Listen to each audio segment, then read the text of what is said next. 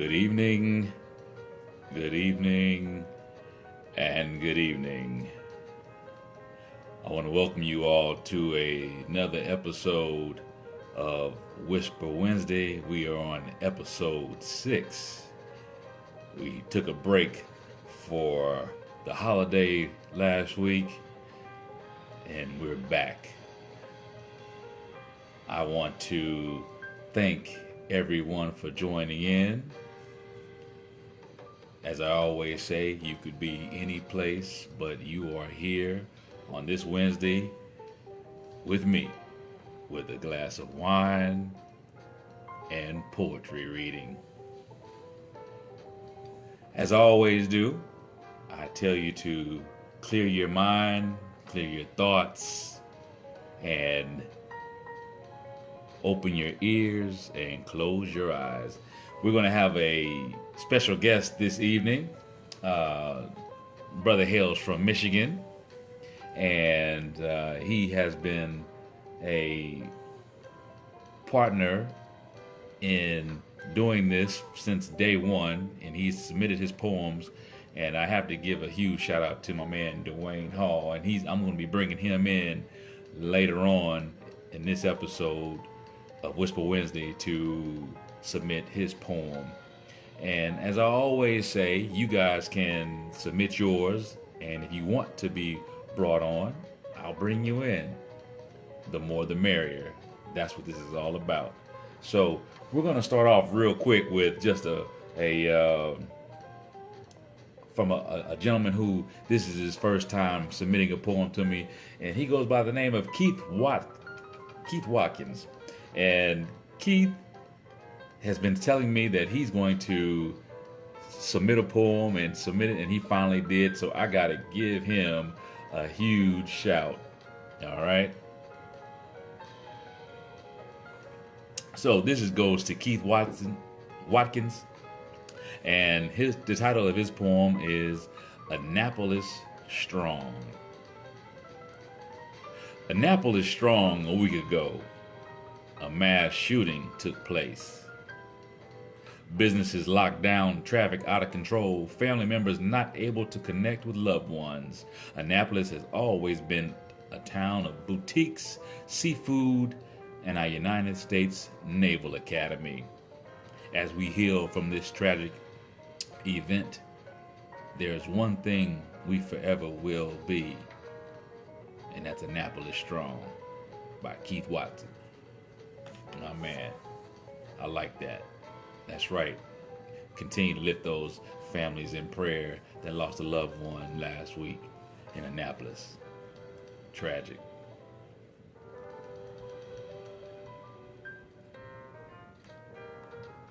Now, if you were watching 2 weeks ago, you saw that I brought in Missy Jackson, and Missy is phenomenal. You know, she has a published book, and she is always on point. But I won't be bringing her on board. However, I will be reading a poem from her, and actually maybe two if we have time. And the first poem by Missy Jackson is Valentine's Day. Valentine's Day. Huh. All right.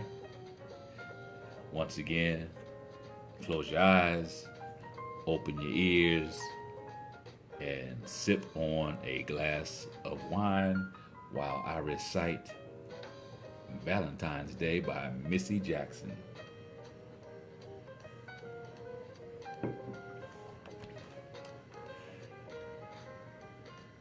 How does history and its whitewashed commercialization mean I love you?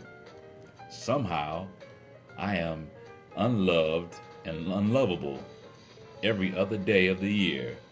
Besides, you know the other major holidays. I love every day. I don't love everyone in the same manner every day. Love is an action, a text or an email, a phone call or a visit. Love is supporting when none are looking and when they are. I thought about writing a new poem, ranting, rapping wishes for plush investment, become the last minute miracles that grace my doorstep about the flowers I didn't have to buy myself, or the fallacy that absence doesn't hurt. See, single stresses this quasi independent space, so grown that ourselves and cry. We save our money and splurge on discounted leftovers. It's these moments that make me sad enough to hear old lyrics and feel them in new places. This isn't loneliness or an option to loving me. There's no option to loving you. The option is in how we love, not that we do. The moments where we don't show up aren't loveless. They are fearful. There's no room for love. The hole where we choose to what we put in there. Put your heart back where it belongs. Missy Jackson, Valentine's Day. Now, I'm going to try to bring on this brother. I saw him come on. I'm not sure if I can do it or not. Let's see if I can bring him on. Dwayne Hall. All right, Dwayne. That's waving. I'm going to bring you on, Dwayne. So, there you go. Well, I thought it was there. Let's see if we can do this the right way. Dwayne, are you there?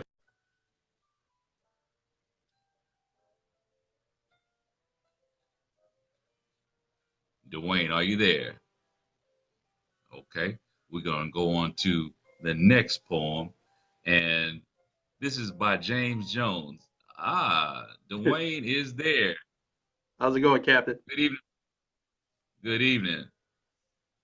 So, as always, when I bring somebody on board, I want you to tell me a little bit about yourself and how'd you get started with your poetry. And so, everybody, this is Dwayne. And what part of Michigan are you from again, Dwayne? Well, I live in Flint, Michigan, but I'm from Washington, D.C. Well, my apologies, brother. My apologies. So he resides in Flint, but he's from Chocolate City, my man. All right. So, Dwayne, how did you get started with poetry? I graduated from McKinley class of '86, and I went to Morehouse College and Georgia Tech. So it started out as an assignment for one of my history classes at Morehouse. Okay. And I've been writing ever since. Just developed a love for it, huh? Yes. So do So how poetry many writing, poems? do Say poetry again. writing, and also murder hits. So mainly I try to You take, murdered him. yep, I try to take rap songs and turn them into educational. Okay. I Try to like that. try And to motivate on the a people to do well. now a lot of people don't know this, but Dwayne, he teaches the ACT or he helps get students prepared for the ACT and SAT. Tell us a little bit about that, Dwayne. Yep. So I've been tutoring since 1999. So I do a lot of ACT prep and SAT prep now. But I pretty much do. I'm focused on math and science, but I pretty much teach any subject. Okay. Okay. That's what's up. Giving back. So my background is Helping. mathematics and electrical engineering. See, boy, he's got it. He's got it.